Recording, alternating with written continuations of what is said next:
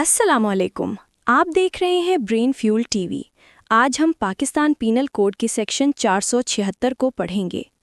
Section 476 Pakistan penal code کا مطلب یہ ہے کہ جو سرکاری مہریں یعنی گورنمنٹ سٹیمپس ہوتی ہیں، جیسے کورٹ فی سٹیمپ، ریونیو سٹیمپ یا کسی بھی آفیشیل ڈاکیومنٹ کی سیل، ان کو فراڈ کے ذریعے استعمال کرنا، بدلنا، جعلی بنانا یا دوبارہ یوز کرنا جرم ہے۔ آئیے اس کے بارے میں مزید پڑھتے ہیں۔ ایک چھوٹا سا بالکل معمولی سا نظر آنے والا سٹیمپ، کیا اس کے پیچھے کوئی بڑی دھوکہ دہی ہو سکتی ہے؟ جی ہاں، بالکل ہو سکتی ہے۔ آج ہم پاکستان کے ایک ایسے ہی قانون کو سمجھیں گے جو اسی جرم سے نمٹتا ہے، اور یہ اتنا عام ہے کہ سن کر واقعی حیرانی ہوتی ہے۔ اب یہ سوال شاید تھوڑا عجیب لگے ہے نا کہ بھئی ایک کانسرٹ کے ٹکٹ کا کسی جرم سے کیا لینا دینا، لیکن یقین کریں ہمارے آج کے موضوع کو سمجھنے کے لیے یہ سوال بہت اہم ہے۔ ذرا سوچئے، ان دونوں میں آخر کیا چیز مشترک ہو سکتی ہے؟ جواب یہاں ہے۔ جیسے کوئی ایک استعمال شدہ کانسرٹ کا ٹکٹ لے کر اگلے شو میں گھسنے کی کوشش کرے، وہ دھوکہ ہے۔ بالکل اسی طرح ایک سرکاری سٹیمپ کو ایک بار استعمال کرنے کے بعد دوبارہ استعمال کرنا، یہ ایک جرم ہے۔ یہی وہ بنیادی بات ہے جسے آج ہم تفصیل سے جانیں گے۔ تو آئیے اسی صرف ایک بار استعمال والے اصول کو قانونی زبان میں دیکھتے ہیں، یعنی پاکستان پینل کوڈ کی دفعہ 476 کے ذریعے۔ تو آخر یہ دفعہ 476 ہے کیا؟ اچھا، سیدھے سادے لفظوں میں سمجھیں تو یہ وہ قانون ہے جو کہتا ہے کہ اگر کوئی سرکاری سٹیمپ جعلی بنائے، اسے دوبارہ استعمال کرے یا اس کے ساتھ کسی بھی قسم کی چھیڑ چھاڑ کرے تو وہ جرم ہے۔ اور یہ کوئی چھوٹا موٹا جرم نہیں، اس کی سزا 7 سال تک قید اور جرمانہ بھی ہو سکتی ہے۔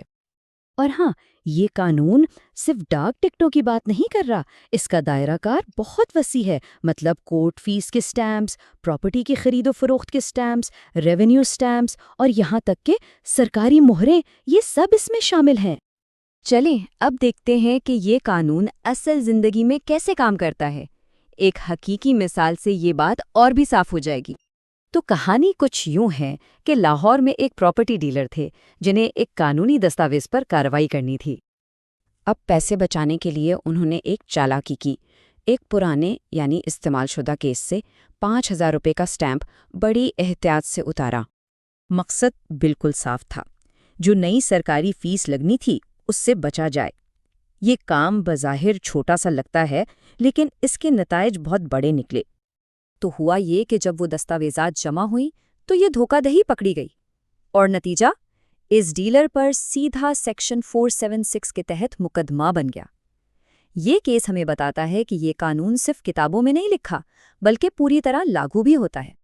تو اب اگر ہم اس کیس کو اپنی شروع والی مثال سے جوڑیں تو بات بالکل واضح ہو جاتی ہے۔ ایک طرف سرکاری سٹیمپ کا غلط استعمال، دوسری طرف کانسرٹ کا استعمال شدہ ٹکٹ۔ دونوں کے پیچھے سوچ ایک ہی ہے، ایک بار کی ادائیگی کا دوبارہ ناجائز فائدہ اٹھانا۔ تو اب سوال یہ اٹھتا ہے کہ آخر ایک چھوٹے سے سٹیمپ کی اتنی اہمیت ہے کیوں؟ چلیں ذرا بڑی تصویر دیکھتے ہیں۔ دیکھیں، اس قانون کا اصل مقصد صرف سرکاری خزانے کو بچانا نہیں ہے، بلکہ اس سے کہیں بڑھ کر ہے۔ اس کا اصل مقصد ہے سرکاری نظام پر عوام کے اعتماد کو قائم رکھنا، کیونکہ جب ہر اسٹیمپ اصلی اور قانونی ہوگا تبھی تو جائیداد کی خرید و فروخت سے لے کر عدالتی فیصلوں تک ہر چیز شفاف اور قابل اعتبار رہے گی۔ اچھا، اتنی ساری معلومات کو آسانی سے یاد رکھنے کے لیے آخر میں کچھ دلچسپ اور آسان طریقے دیکھتے ہیں تاکہ یہ باتیں ذہن میں رہیں۔ اس قانون کی اہم باتیں یاد رکھنے کے لیے یہ STAMP کا فارمولا بہت کام کا ہے۔ S یعنی سٹولن، چوری شدہ، T یعنی ٹیمپرڈ یعنی چھیڑ چھاڑ شدہ، A یعنی آتھینٹک مارکس، مستند نشانات، اور ان سب کا غلط استعمال M یعنی نہیں، M سے مارکس اور P سے پنشبل یعنی قابل سزا ہے۔ یہ اس قانون کی روح کو سمجھنے کا ایک بہترین طریقہ ہے۔ سب سے پہلی اور سب سے اہم بات جو یاد رکھنی ہے، سرکاری سٹامپس ریسائیکل نہیں ہو سکتے، یہ صرف ایک بار استعمال کے لیے ہوتے ہیں۔ جیسے ہی ان کا مقصد پورا ہوا، ان کی قانونی حیثیت ختم، بس۔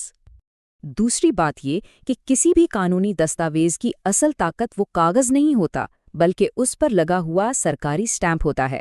اگر سٹیمپ ہی جعلی ہے، پھر کروڑوں کی جائیداد کے کاغذات بھی ردی کے ڈھیر سے زیادہ کچھ نہیں، ان کی قانونی حیثیت بالکل صفر ہے۔ اور آخری بات، कभी ये मत सोचें कि किसी को पता नहीं चलेगा। गोंद की एक छोटी सी बोतल और एक इस्तेमाल शुदा स्टैम्प सीधा जेल पहुंचा सकता है। ये मामूली नजर आने वाला काम बहुत संगीन कानूनी नताइज ला सकता है। तो आखिर में ये एक सवाल बचता है कि अगर एक कागज़ का टुकड़ा कानूनी ताकत रखता है तो फिर उस पूरे निज़ाम को चलाने वाले एतमाद की असल कदर क्या है? यही वो सवाल है जो दफ़ा 476 का कानून हम सबके सामने रखता है।